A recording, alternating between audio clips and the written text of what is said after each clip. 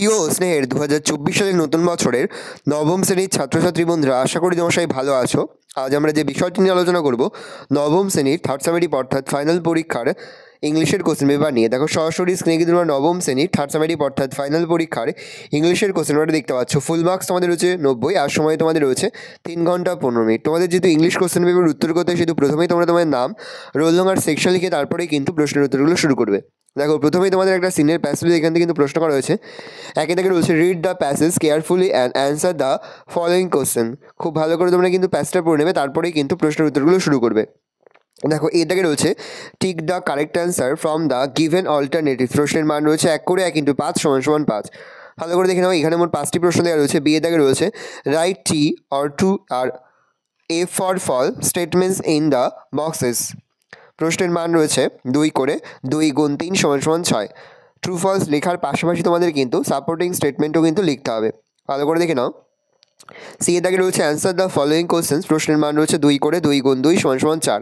3 এর দাগে রয়েছে read the poem carefully and answer the question that follow. খুব ভালো করে তোমরা কিন্তু পোয়েমের প্যাসেজটা পড়ে নেবে, তারপরেই কিন্তু প্রশ্নের উত্তরগুলো শুরু করবে। দেখো এর দাগে রয়েছে টিক দ্য কারেক্ট অল্টারনেটিভস। প্রশ্নের মান রয়েছে 1 করে 1 × 3 = 3। সঠিক উত্তরের পাশে যে বক্স রয়েছে সেই বক্সে তোমাদের কিন্তু টিক চিহ্ন দিতে হবে। ভালো করে দেখে নাও। তারপরে দেখো বি এর দাগে রয়েছে অ্যান্সার দ্য ব্রিফ। প্রশ্নের মান রয়েছে 1 করে 1 × 2 = 2। খুব সংক্ষেপে তোমাদের কিন্তু দুটো প্রশ্নের উত্তর করতে হবে। পরে তোমাদের রয়েছে একটা আনসিনের প্যাসেজ।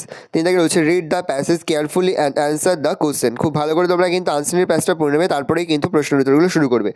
এই থেকে রয়েছে choose the correct alternatives and put a tick. প্রশ্নের মান রয়েছে 1 করে 1 × 4 = 4। ভালো করে দেখে নাও। তারপর বিয়ে থেকে রয়েছে ট্রু ফলস।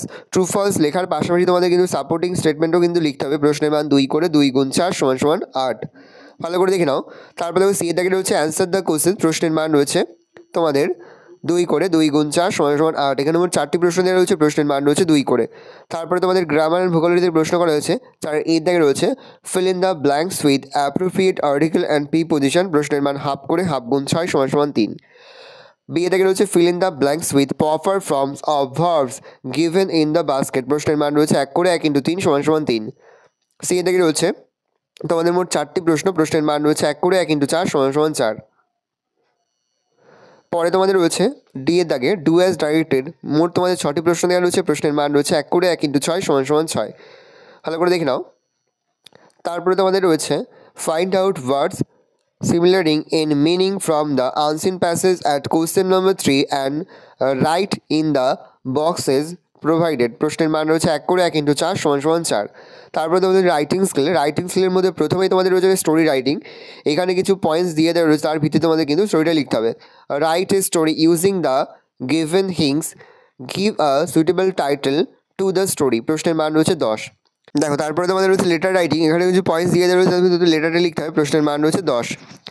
আর তারপরে তোমাদের রয়েছে প্যারাগ্রাফ রাইটিং। ভালো করে দেখে নাও।